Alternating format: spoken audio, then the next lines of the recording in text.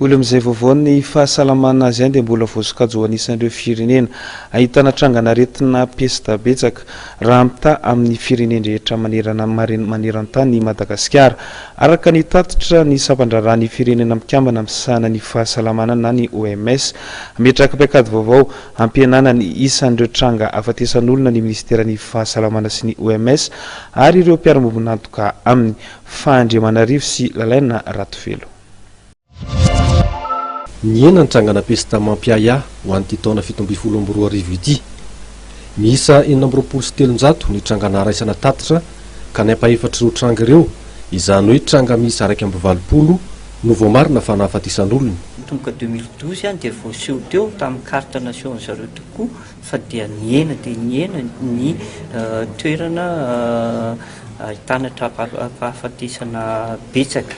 Ary tamin'ity taona ity raha voalaza ny fanaraha-maso teo zany dia telo ihany ny distrika mbola nahitana tahapahafatesana mihoatra amin'ny 10 isan-jato. Manandrina dia Tsiromandidy dia le trangana Akazobe.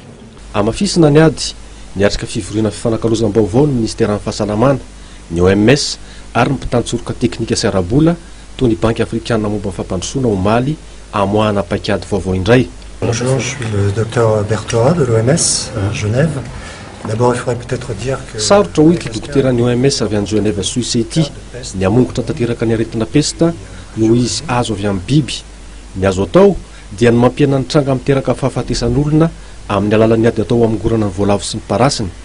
Misy ny fitaovana miendrika fandrika izay ampahafantarana mandritra ity fivoriana ity ary iverina aparitaka any amin'ireo tanàna izay mbola ayahiana mety hipoirany aretina pesta indray.